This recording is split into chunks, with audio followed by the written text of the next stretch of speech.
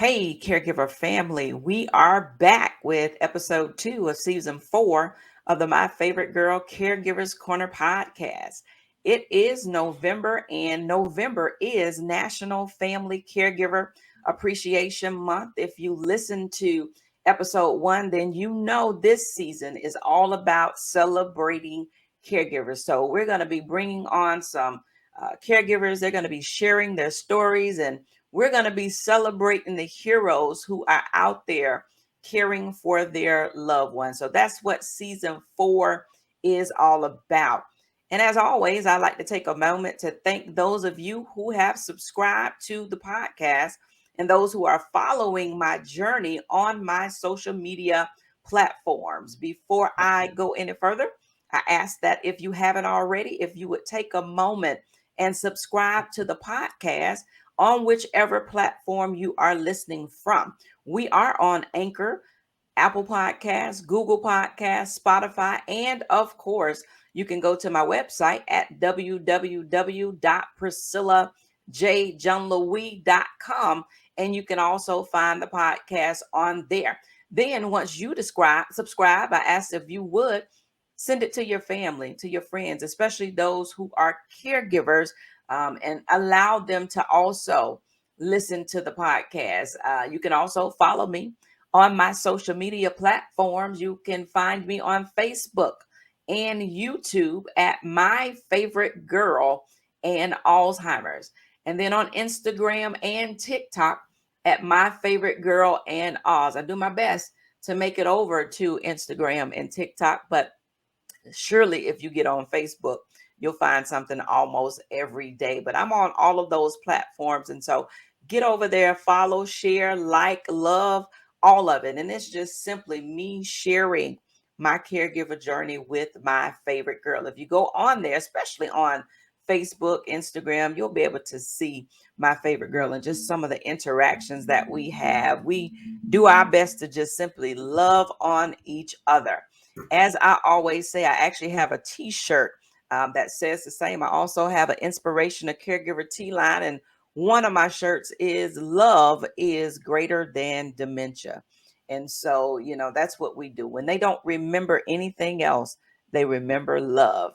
Anybody that you're caring for, love is the key. And so go over there, subscribe, like, share the podcast. All right. The mission of this podcast is to bring inspiration, education, resources, hope, and strength to caregivers so you can keep going, keep pushing, keep loving, and keep caring. And so today, I have a very special guest on with me again today. And if you saw the topic of the podcast title for this week is Rolling with the Punches. And I have CherylAnn Haley, who's on here to share her caregiver with her journey, share her care journey. I'm sorry, with her mom, Sandy. And so, CherylAnn, welcome to the My Favorite Girl Caregivers Corner podcast. Thanks for having me. I'm glad to be here. All right. And so we're going to jump right into this conversation. I'm going to tell you exactly where I get this topic from as I was sitting here thinking about what I could title this because, you and I met basically on social media. We Yeah. met on Facebook. Now you are a part of the Dementia with Grace social media platform as well, right? So I'm Yeah. not sure if it was there or if it was through My Favorite Girl in Oz, but at any rate, we met and connected on social media and have just been back and forth with each other since then. And what I found is that even online, you can find a great group of supporters out there for you. And I always also promote the Dementia with Grace platform. I am one who I don't believe in, reinventing wheels. If there's a wheel that's rolling and it's rolling well, hey, jump on that one, right? And so I've been able to even, with Dementia with Grace.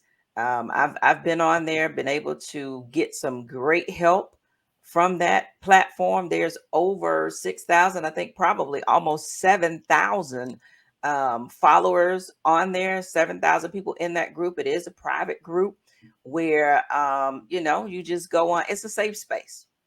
It's a really safe space where people are able to just share their frustrations, ask questions, all of that. And it's a wonderful place to be. So we met there, and from that point, just kind of like and share each other's stuff. And it's just been amazing to me. It's been amazing to me. And And then so we found out we're both Alzheimer's advocates. yep, we are. And so give us a little bit of your background. Give us a little bit of your journey before I actually read where this came from. Tell us about how you got into this. Well, I believe that my mom started having, or I could see things in 2016. I don't know if there were issues going on before that she was really good at hiding, but it started to become very evident in 2016. But I didn't know what the issues were. At one point in time, I think it was either Christmas 2016 or Christmas 2017, I sat across from a table with her and shared with her that we had been through so much together, as she was a single mom, and like the two of us were always together, and she could share anything with me. And then I asked her if she was having an affair and cheating on my stepfather, Uh-oh. because she had these missing moments of time and I didn't know what they were. Like, she was very healthy. She was like, she did everything they suggest that you can do, but Okay. it took me a while to figure out what the issue was. Now let me ask this question. How is your mom? Was it an early onset or She was 73 at that time. okay? All right. Yeah, and what you find is there's one book in particular that I read that I think is a great book. Don't necessarily care about the ending of a thing, but there's a book that's called Before I Forget. It was written by Dan Gasby and I forget her last name. I'm gonna find it right quick, but they wrote this book that's called Before I Forget. It is on my website, and it's by B. Smith. That's who it is. B. Smith and Dan Gasby. B. Smith, she did have an early onset of dementia. And so in the book, they talk about how they had been married for about 24 years, 20 something years. And out of nowhere, she starts forgetting things. She starts getting very irritable. He had had a surgery, and, just different things that had started happening with her. And he just kind of got to a point where he kind of felt like maybe, the flame wasn't there anymore. Didn't know really what was going on because those changes started happening. And then it wasn't until a few months later, because she was a model, a cook, a chef rather, and she was actually on Good Morning America doing a cooking show. And in the middle of the cooking show, drew a blank, could not remember what was going on. And she was only 60 years old at the time.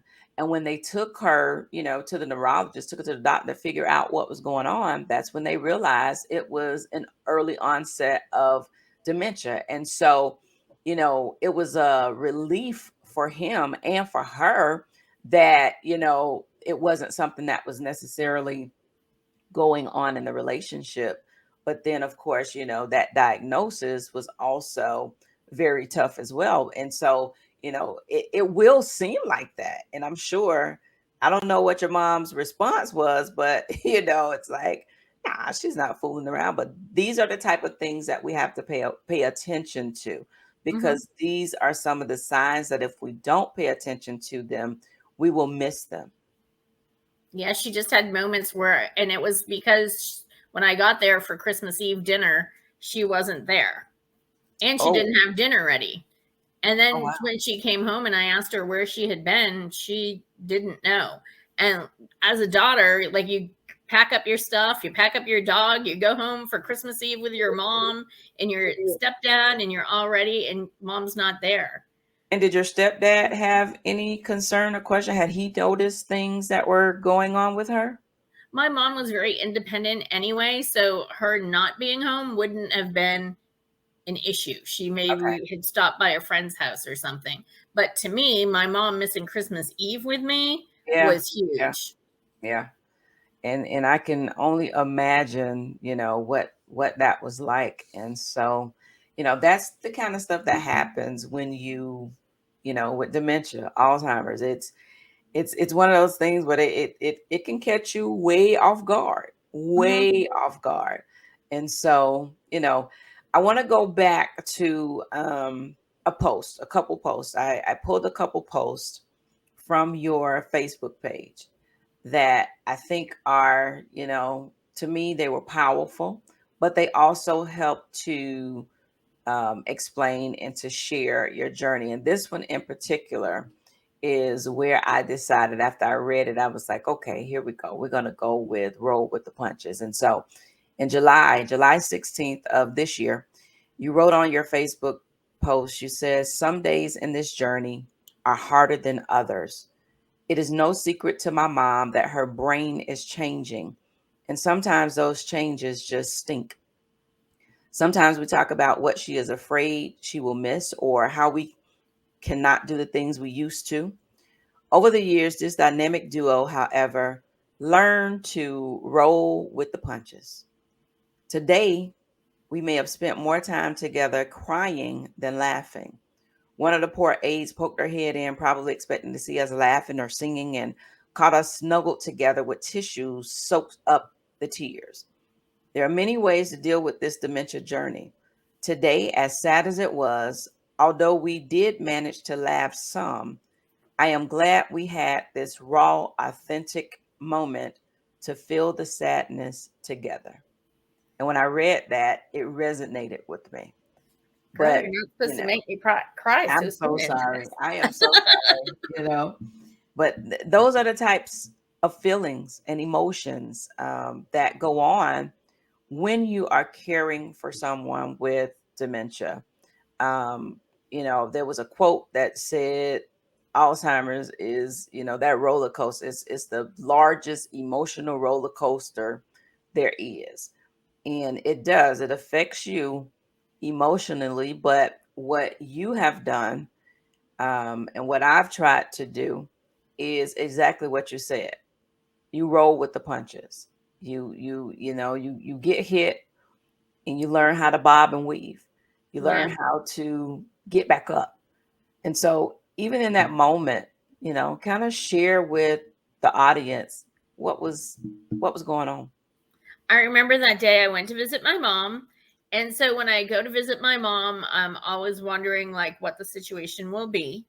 Um, and I always have an option of two things, like something that's going to be fun and interactive. And then, if not, what are we going to watch on TV or just chill out?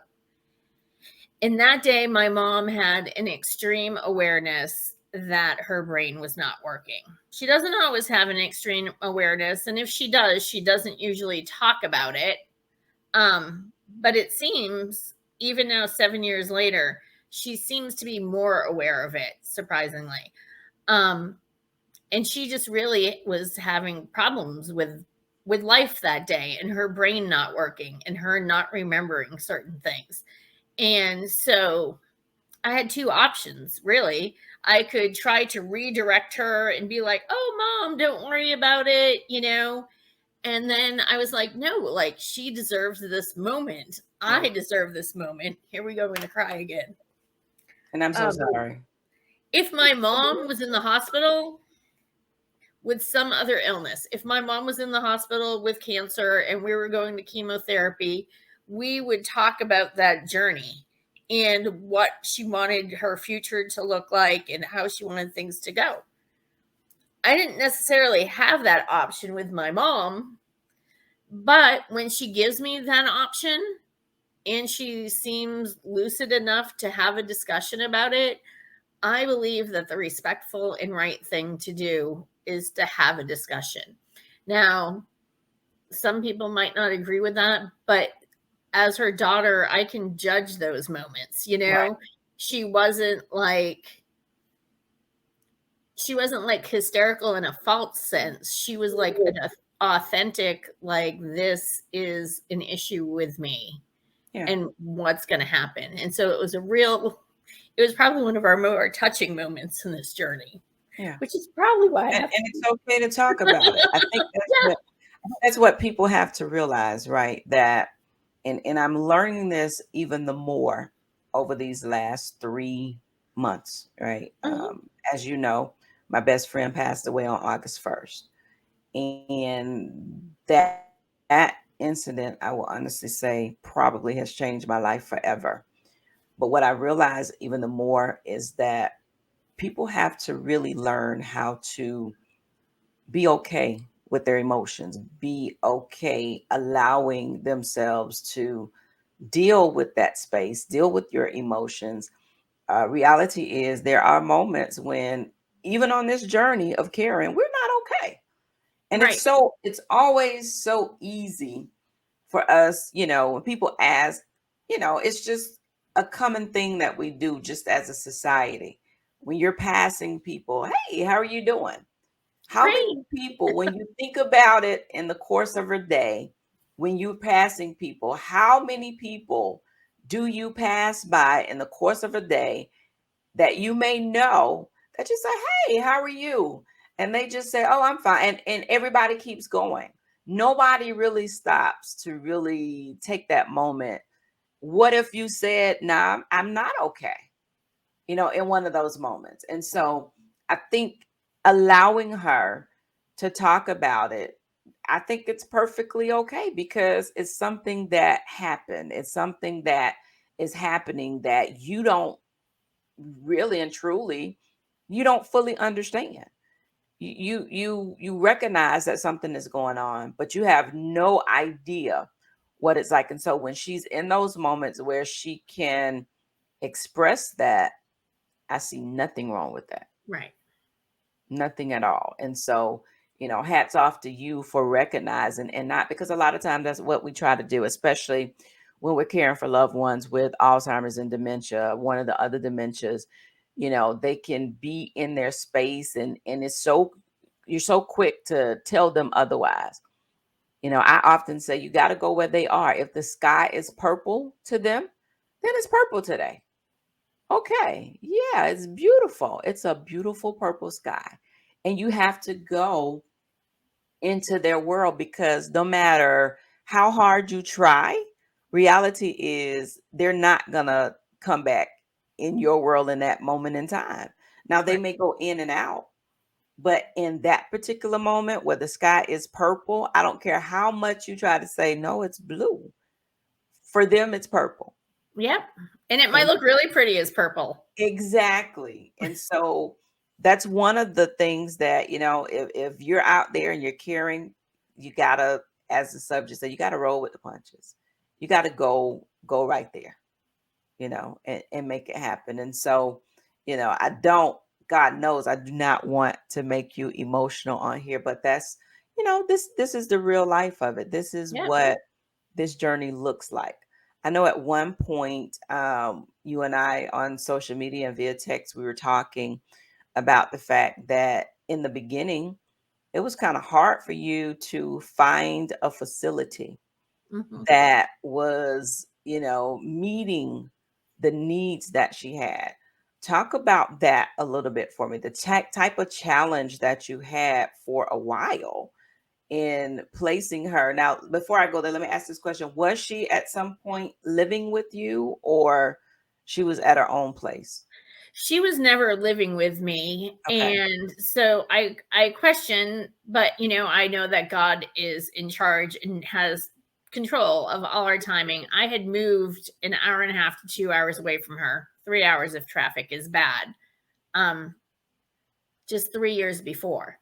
So, um she never lived with me, but I was on the phone with her every day. And as I started to see the changes, I had told her husband, like, start looking at facilities, try to find some place so we'll be prepared. Because by then I had already moved forward, got to speak to her doctor, and started on Dementia with Grace and reading. And so I had started looking at facilities up here. And so there came a moment during what should have been a silver alert, but was not because of the way things were handled by the deputy. But she was missing for 5.5 hours. And at that point in time, I was like, I have to place her. And thankfully, I had already looked at 3 places near me, so I knew where I was going. Okay. So I always think that people may not want to place their loved one, but it's always good to kind of be one step ahead of this. Yeah. And do your research. Mm-hmm. Do your research. I won't get into, the why I say that, but do your research. I mean, as far as my profession, I won't. But it's always important. If you are looking to place your loved one in a facility, you can always go to the Agency for Healthcare Administration. Go to ACA, go to their website. You can type in the facility, and if there are any, if they've had any type of deficiencies, if they've had any type of fines, any of that, you can find that information. It's public record, and you'll be able to, make your decision from there. Talk to other people. I also tell people, do Google searches. Mm-hmm. Go in, type the facility into Google, see what other people are saying. I do that just on the regular. Before I buy something from Amazon, I'm gonna look at all the reviews. I want to know what people are saying about whatever it is I'm about to purchase. And if I find 3 or 4 different reviews, I don't care if there's 100 others that are great. If I find 3 or 4 and they're very similar in what they're saying, I'm not purchasing. I go on to the next thing. And so I give that same advice to people that are looking for facilities. Google. Google is one of your best friends. Look at those reviews. Now, of course, some of them you can be skeptical about because sometimes people just have, a thing out. Sometimes it could be employees that are disgruntled that Right. will post, but, for the most part, you'll be able to see what people are saying. And so, that step ahead is very, very important. And so you get her in the first facility. And if I remember correctly, that didn't really fit as well. Initially, it fit well because it was very, very pretty on the outside and inside. Looked like a resort. So for someone who's moving out of their home and who loves to travel, resort like is key. So this was like, Mom, you're just going to stay here for right now, just for now until we kind of figure out what's going on.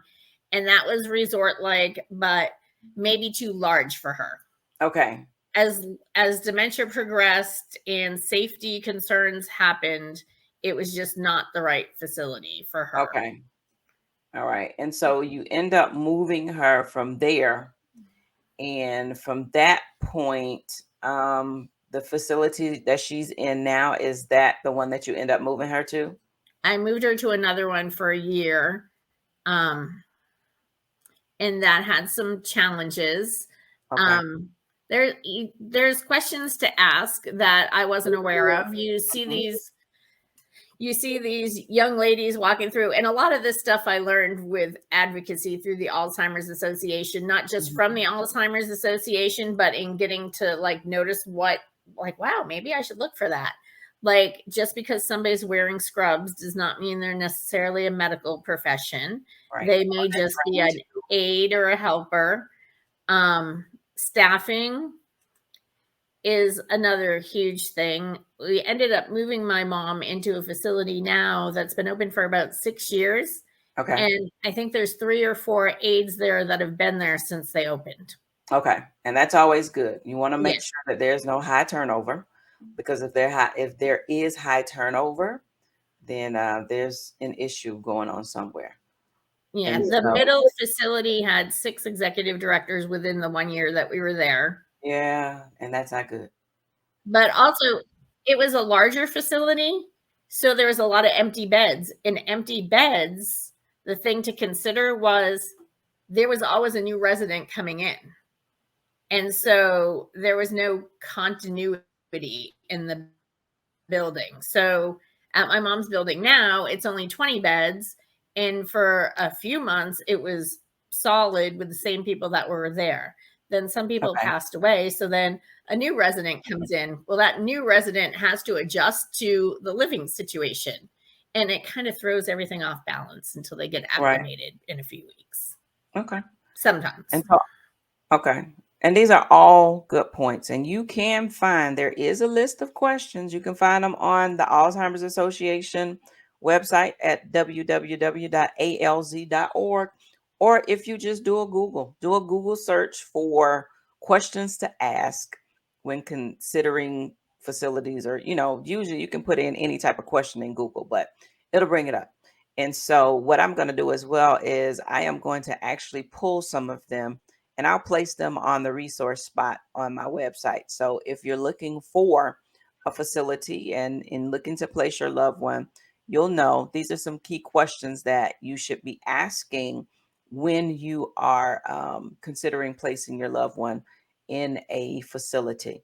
Now, the other thing, CherylAnn, I want to talk about that I realized today when I was looking through your social media page, I did not realize that you actually quit your job a year ago. You quit your Yeah. job, Yes. man. That's the type of stuff that we talk about, a lot, where people don't always know and understand what goes on with caregivers when you're on this journey. And so you're working, you're doing your life, you are, I'm assuming, enjoying your life. Yes. And then mom gets his diagnosis and you got to make a decision. And so how did you get to the point of just deciding, hey, my mom's care is more important? So what Well, led you there? she had 3 hospital stays within 4 months. And so, um, I think on hospital stay number 2, I was not able to get extra coverage. Like, I knew that I needed extra coverage because you can't just go to work and leave your mom with dementia in the hospital, Right. because when the doctors come in to talk, she's not going to be able to answer the questions 100%, and nobody's going to remember. And I didn't want to just go into the hospital and then come back out and then go into the hospital. Like, that had become like a routine almost.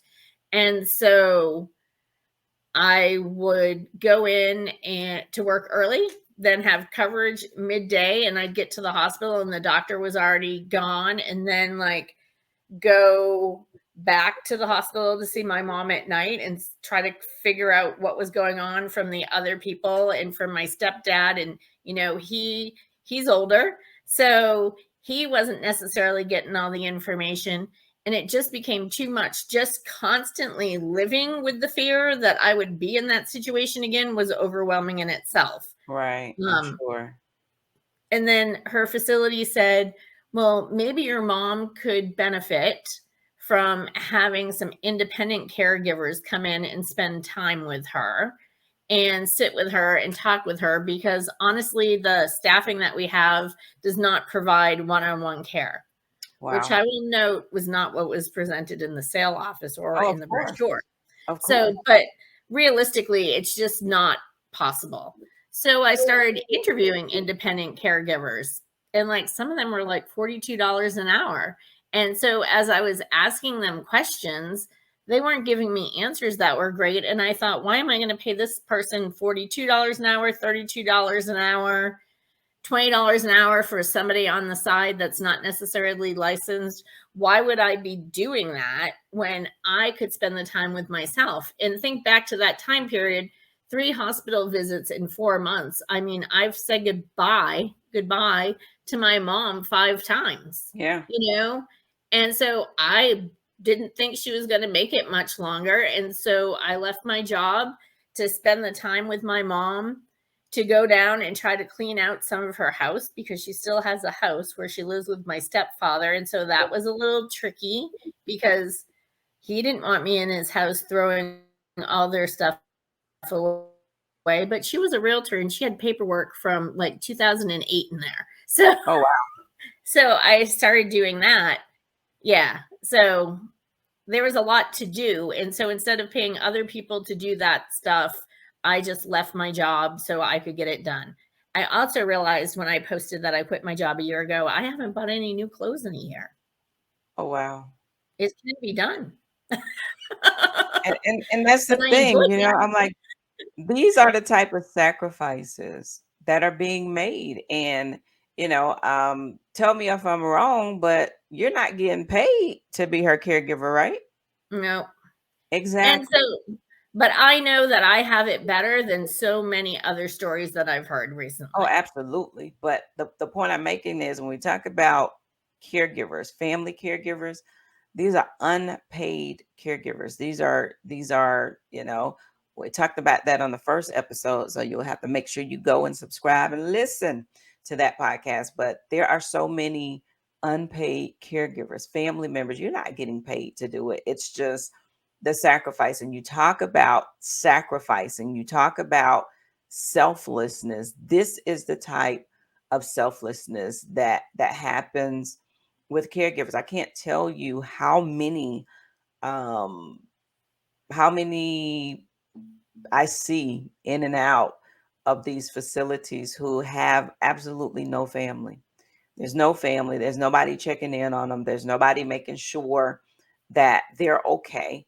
And so, when I find somebody who is, yeah, I'm always grateful. I'm always appreciative. Not that I have to tell you that because this is your mom, right? But it does warm my heart to see others who have that same level. I am certain, beyond any doubt, that if it came to it, you know, I probably would make that same decision because what you want more than anything else is to make sure that your loved one is cared for. You want to make sure that they are receiving the best quality of care that they can receive. And so, thankfully you're in a position to do what you do, but it all comes back to the title. Rolling with the punches. Rolling with the punches. Being Now, able to adjust. I Mhm. will say that thankfully my mom had invested well. So I do use a little bit of her money when I Yeah. need it for my expenses. But again, there's so many people that aren't in that. Mhm. And somebody asked me the other day, somebody said, well, because you're her trustee, you can pay yourself like $50,000 a year. But if I pay myself $50,000 a year, that's taking away money to pay for her care. And this care is Exactly. not cheap. At all. Hear me when I say it. It is not cheap at all. And the thing about it is you're not in it for the money. Mm-hmm. You're not in it for the money. This is your mom. And as you stated, I'm like, I can hear and feel that you all have been close your entire lives. You're an only girl, right? Yep. Only girl out of two children. You have the greater responsibility. And so it's really not about that. It's about I want to make sure that my mom is taken care of. There's another post that you made that I just think that this should be a quote somewhere. July 20th, you wrote on here, over the years, I've made lots of memories with my mom. Now I am her memory. Man, that's powerful. That is absolutely powerful. Don't want you to start crying again, but in that moment, what was that all about when you sit down? I know I sit down sometimes, and sometimes, just in dealing, you write what's, as Facebook says, it what's on your mind right now. So that moment there. So I have some photo boxes that I bought for her, and I printed out a bunch of pictures. And one of the things that somebody from the Dementia with Grace support group had suggested was I start going through my mom's stuff now and her photo album. So I took some pictures of us from when I was younger and then some of our adventures now. And I made copies of them because my mom, in her dementia state right now, sometimes she'll rip things. Ripping Okay. things makes her happy because she'll be like, look at this great picture. We look so nice. Yes. And then she'll rip it and be like, here you go. And I'm like, thanks. So I made copies of the pictures. And so I have a memory box for her. So sometimes if we just have a chill little day and she is in a mood to process the memories that are going to make her happy, um, I will sit down with her and go through pictures. And I think on that day, we had the picture box out in her memory care dining room table. And we were going through the pictures, and I was writing on the back what they were. Okay. And then so I would show her the picture and I would write on the back what it was. And then she would, and I'd write it nice and big, and she would turn it over and read it because she likes being able to read still. And then I would share a story about the day. I And she'd be like, absolutely love it. I don't remember, but that sounds fun. Yes, mom, it was.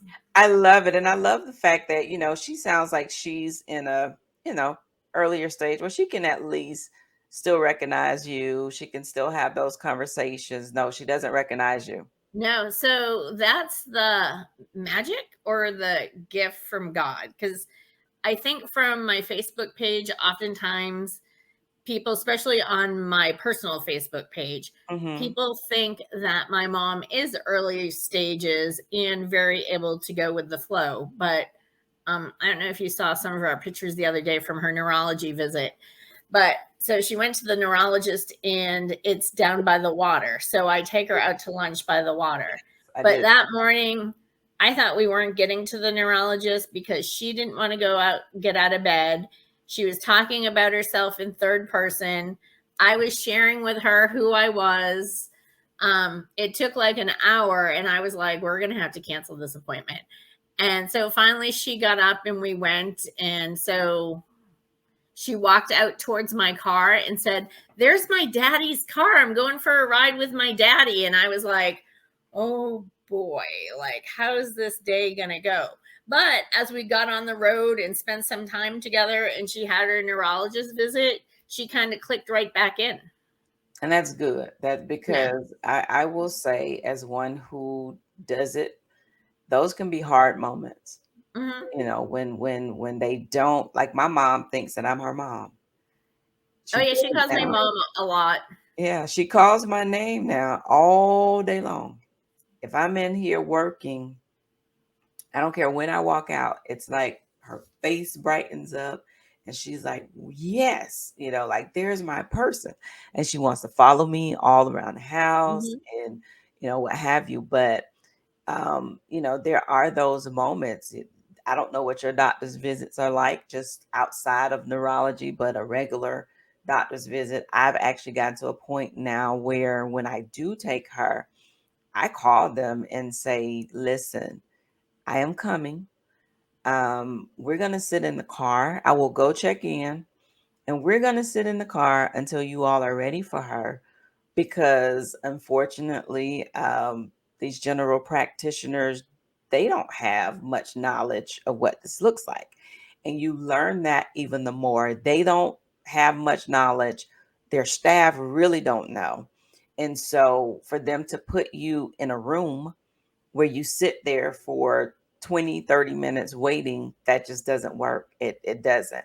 And just like, with your mom, I know for me, I don't even take morning appointments because I have to. She's not going to get up until she feels like getting up, and you're not going to make her get up until she feels like getting up. And so I always say, no, it has to be in the afternoon, because by the afternoon, she's been up. I can get her cleaned up and we can get there. And that gives me enough time that if there is a fight in the middle, you have time to work your way through all of that, right? And so those moments, though, where, sometimes, I don't know if you feel this way, but sometimes there are those moments where you just like, man, I just really wish she could remember me. I really wish she could remember that I am her daughter. We were sitting on the couch last Sunday, I believe it was. And we had been sitting there for a moment, and out of nowhere, she turns and she looks at me and she said, "Hey," she said, "Now, who are you?" It's those moments where, I think I've grown to a place now where they're not as gut wrenching. But, in the beginning, those are those gut punches where you're just like, wow. Like I can literally still remember where I was the first time she told me I wasn't her daughter. I remember it. I mean, where I was going in the car, we were actually driving, leaving her house. And man, you're talking about a gut punch, but these are the type of things here, right? That we deal with, but we roll with the punches and we do what we can to still make sure that they're always going to be good. Now, I know that one of the things that you have also done, which I love, and I just absolutely love to see it. When you're in this situation, you have a choice to make. You have a choice to make in what you are going to do with it. For me, a few years ago, in the beginning, we've been 8 years. We're 8 years now. And so a few months after I moved in with her, which was around the 7 year mark, I just really felt God telling me to make ministry out of the moments. And from that point, I started my social media platform and just started sharing those, what I coined to be mama moments. And it was also an outlet for me, but it was me just sharing those funny things that she would say. And from that time until this one, I have been blessed with some amazing opportunities to be able to share my journey, to be able to strengthen and encourage other caregivers. And I believe that that is exactly what it's all about. I believe I talk about a lot the grace that God gives us to be wherever He allows us to be at that moment. And so being able to watch you from afar and to see that, as you stated in the beginning, we're both advocates. We've become advocates, not just for our mothers, but we're advocating for ourselves. We're Mhm. advocating for our children. We're advocating for the hundreds of thousands of others who are also impacted by this disease. And so, Sandy's Daughter is your platform that you have. And I believe, if I'm not mistaken, you started that platform earlier this year. I think, Or what? yes. Yep, I think earlier last this year I got to the point where, I mean, I have my personal Facebook page where I had Sunday with Sandy photo album, and every Sunday we would go do something and people would comment and like it. And it was kind of like I wanted to share that part of my life. But then as I started advocating for Alzheimer's and learning more, I wanted to share that.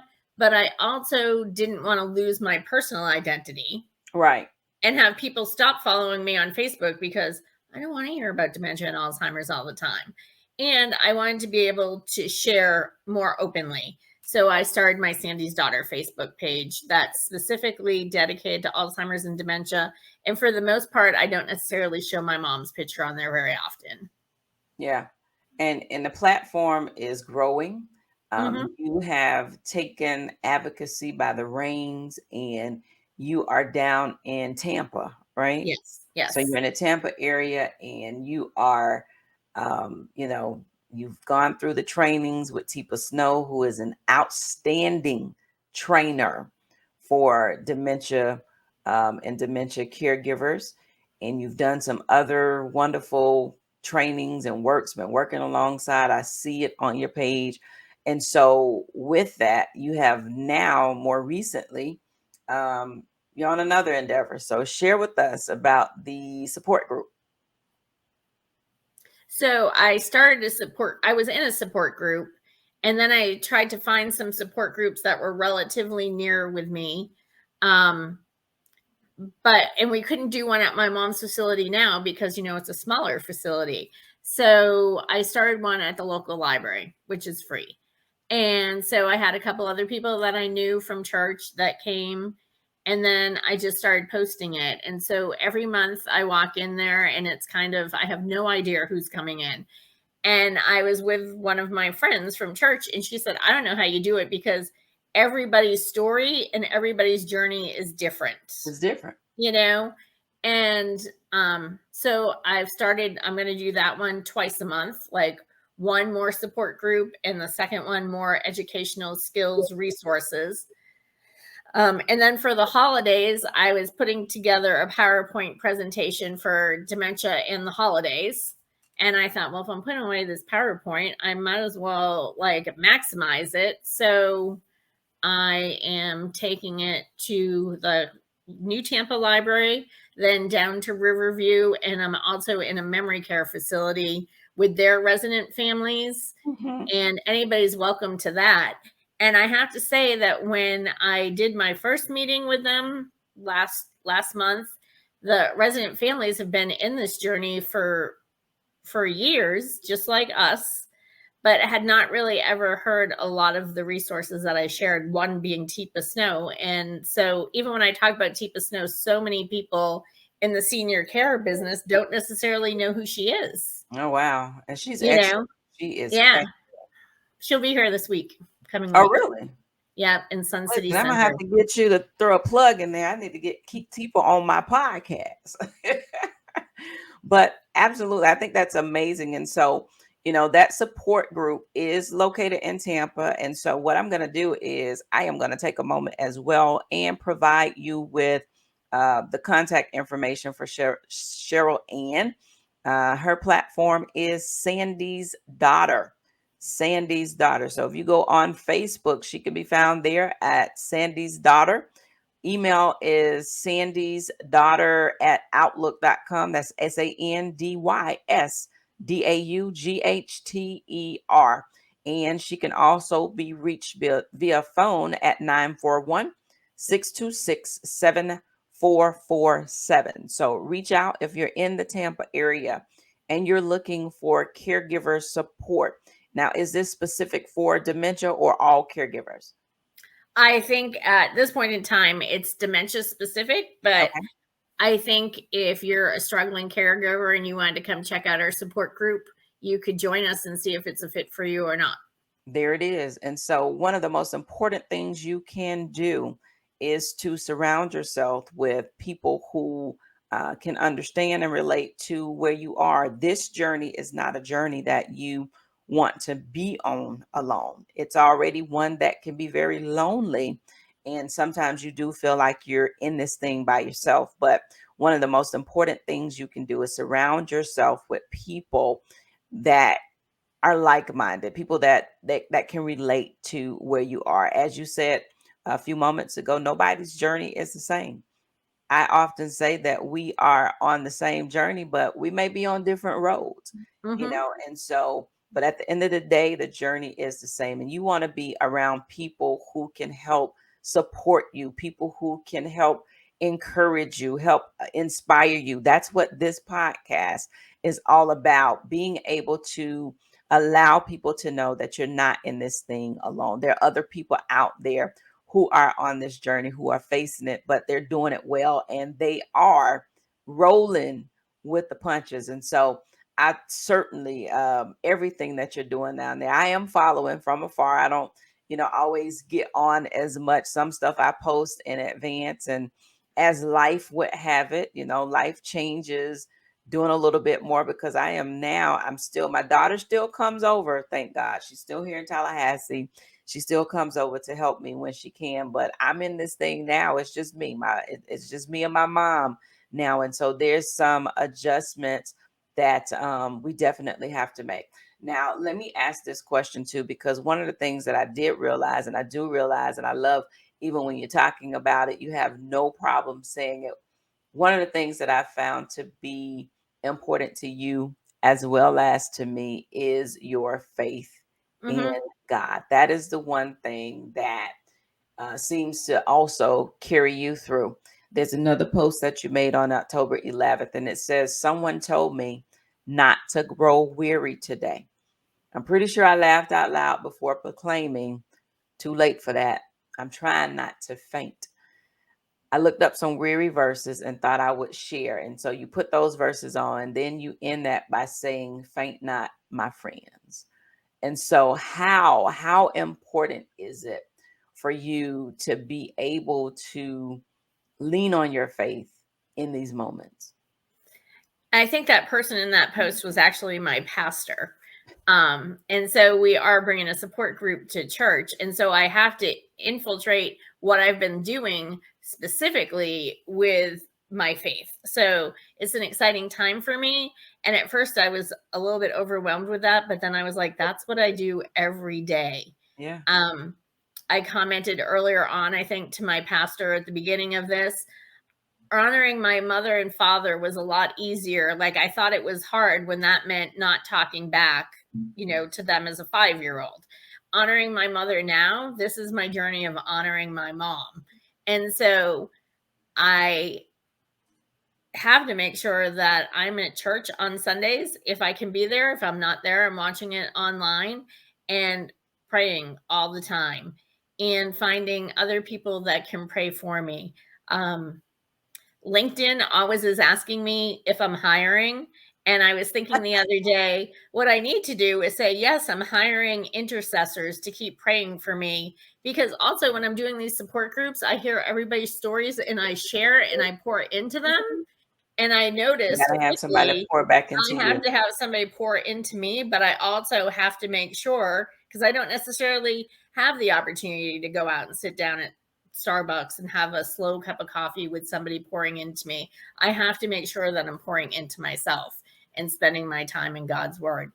My mom used to go to church all the time. And for some reason, and this is a key thing, I can't really take her to church. I took her to Good Friday service because it was like noontime. And she loves my pastor. And we sat in the second row and she kept going like this. And I was like, oh gosh, she's going to call out to him in the middle of service. And he's gracious enough that he's going to be like, hi, Miss Sandy, I'll talk to you in just a few minutes, which she didn't do it. But after service, I stood up and I turned around and she was gone. And there she was. She made herself over, no wheelchair, no walker, to talk to him. But I've just really added in the past couple months praying with her before I go. Okay. And so I'll pray with her in the facility before I go. Usually I was there at night, but now I've moved it. Even if we're at the dining room table, we'll pray for the staff that's working, because all those caregivers, if they're not family caregivers, those caregivers, they need prayer too. That's right. That's right. And I've also learned that a lot of them are family caregivers. So when they're not in the facility, they're caring for somebody at home. So we'll pray for all of them. And then, so my mom will just sit there. And then once I start the Our Father, she picks it right up. She remembers that and she'll just pray right along with me. And then she'll just look at me and say, thank you so much. Thank you so much for doing that. I feel better. So including that faith journey with my mom is key too. Yes. And isn't that wonderful that, they lose a lot when it comes to the memory, but to be able to watch and to see how, the enemy may touch the mind, but he can't do anything at all with the spirit, with the soul. My mom, I can put on music and she will get to clapping her hands and all of that, and she still remembers God.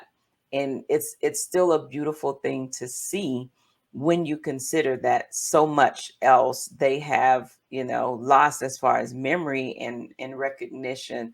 One of the quotes that I saw on your Facebook page, and I love it, it says, one day you will look back on this season and know that you are truly blessed, and not because things were perfect, but because you found perfect grace in the worst of it. And I think that is exactly what, sums all of this up. We are on this journey, and to take this journey and to allow God to take what's bad and to find purpose in it. I think that is probably the greatest thing that can be done, to be able to sit back and say, okay, God, I'm here now. how do you want to use me? Or how can you use me to, show forth your glory, to be able to allow people to see you, even in this situation. I think that has been so fulfilling for me, because for me, it is ministry. It is, I look at it as serving. And so to me, the greatest example is God Himself. And so I want to be able to serve my mom Mm-hmm. in that same way, with the same level of grace, and to be able to give it. And that's what you learn on this type of journey with Alzheimer's, that not only has God given you grace for this journey, but you learn as well that you have to give them that same grace, because there are things that happen. I think we were talking the other day via text, and you were saying how, everything was great with her, with you laying her head in your lap, until she thought that, something else was going on and you had to quickly leave. Right. Right. Like Yeah, all of a sudden she didn't like me and I had to go. You just yeah, need to go. And part of me wanted to stay and make her okay with me being there. And then the other part of me said, I've been here for a few hours with her. We've spent the day together. Like, she's probably tired of me, yeah. you Hey, know? and And you give her that grace.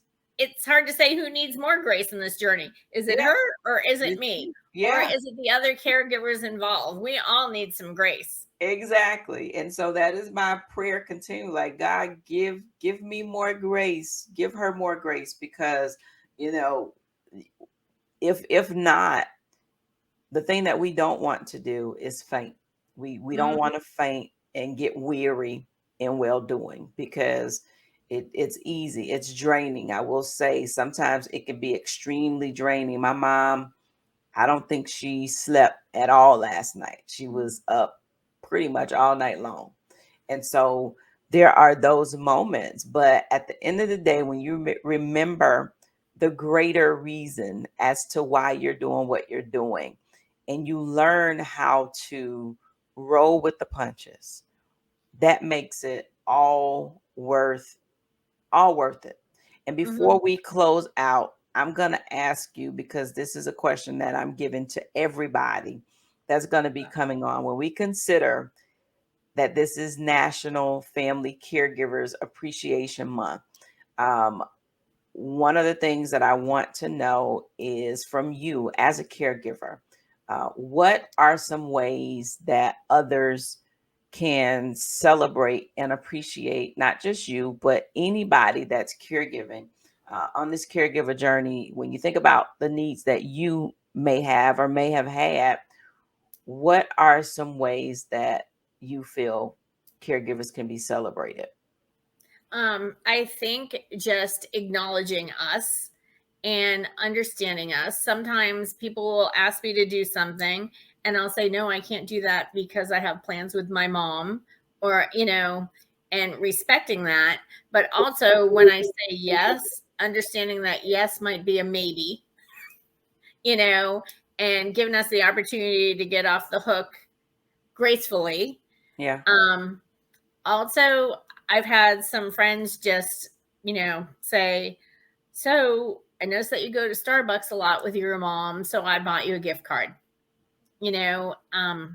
But I think really what I miss the most is community with my friends, and it's really kind of hard to get. Um, but when I can get it, I love that more than anything. And so that means coming over to my home and accepting that it's not in perfect order, because although I'm not working, I'm working. Yeah. I'm working. And so house cleaning was never a strong suit of mine. But just accepting me where I'm at. Okay. And oddly enough, the person that was on last episode mirrored almost the same thing that you're saying, which is just accepting the fact that things are not the same. Mm-hmm. They're not. And so these are the things. And I ask this question because there may be those that are listening who are wondering, how can I appreciate, how can I celebrate those persons that are caregivers? Or maybe you weren't thinking about it at all, but coming from a caregiver, being able to say, because we have, we're on the fourth day. There's 30 days in November. So you still have some time. If you haven't, even if you haven't thought about it, think about tangible ways that you can actually appreciate those persons that are caregivers. It doesn't always mean that you have to spend money. Sometimes it's just simply taking time. Sometimes it's simply sending a text message. I received a text message earlier this week that literally made my day, just by somebody just saying, "Hey, I was thinking about you. I'm praying for you. How can I help you?" Even that, those things, they might seem minute, but they mean a lot to somebody who is on this journey. I say a lot that caregiving is a lonely place. I believe that caregiving has to be the loneliest place I've ever been in my life. I don't know if you can relate to that, but it is. I'm like you do, as you stated, you miss that community. You miss being able to go out and do certain things. I mean, I was one who was involved in just about everything. I was always, if something, I'm very much into church and ministry and the different things that we did. And so you find yourself not in that place where you can go as freely. You have to, what you do is always now based on other people, and other people's agendas and their priorities are not like yours. I had a family member, I'm not going to say who, but I had a family member recently that came over to relieve me so that I could go to church. And I specifically asked for them to be here by 10:30 because service starts at 11. I like to be on time to church when I can be on time to church. And yeah, they didn't leave their house until 10:30. And then on top of leaving their house at 10:30, they also said, "Oh, I got to stop and get food." Well, by the time you do all of that, it's after 11 o'clock. So they didn't get here till like 11:15. And then I have a 15-minute ride. So I'm 30 minutes late. And so it's like, geez, can you just make it a priority for you to just simply be on time? Being on time is something very, we hold that dear as Right. caregivers because we want to be on time to do the things that we want to do. And so these are just things that you can think about when, think about, if you haven't already, you want to know. And then I saw on your page as well, and then we're going to go. But even with your Teepa Snow Train and the card that you had, where you're saying if somebody asks you, "How can I help?" you have a card that you can just pull a list off. Yeah. I have a note written on my iPhone. So Okay. I wrote a note of what people could do to help me. And so it's like big and small. One of them is just come sit in my house and have a cup of coffee with me. I Sit in love my messy house, let me slide everything away and just sit. And I think part of the problem that happened sooner was before this, I was the organizer. I was the take control person. I was, "Hey, we're going to do this on Saturday at 10 o'clock. Do you want to come? Like, I'll order the tickets for us." And when that part left, like, it was kind of like, "Oh, she doesn't do those things anymore." Well, I do them, but I don't necessarily plan them, Yeah. You don't have and I need to take time. them. Right. And I think the last thing I will add in this is, I don't know if you feel it, but sometimes you still want to be included. Even though Mhm. you may not be able to make it, still include me. Don't feel like, "Oh, well, she can't go or she has," because that right there pushes you further into a lonely place because you're not even being considered for stuff that prior to, you becoming a caregiver, you were always considered. But then, Mhm. you know, people they stop asking. But my thing is, give me the opportunity to say, "No, I can't make it," or "No, I Right. can't do it." Yes. So this has been great. I have definitely enjoyed my time talking with Me you. too. It will not be the last time. We'll have you back on. And you actually gave me another idea, something that I've been thinking about doing for a while. I'll get with you offline about it, but I think, it's something that maybe the two of us can spearhead and be helpful even the more to caregivers. And so thank you so much Cherylann'S, for taking the time today to sit down and talk with me regarding your journey. I celebrate you. I do. I see the work that you're doing. I see it. I'm afar. I'm looking afar, but I see what you're doing. I see the impact that you're making and the sacrifice that you're making for your mom. And so during this here National Family Caregivers Appreciation Month, I take the opportunity now to salute you and to appreciate and honor you just for being who you are, for being an amazing daughter and an even more amazing caregiver. Thank you so much for again being a guest on the My Favorite Girl Caregivers Corner podcast. Thank you.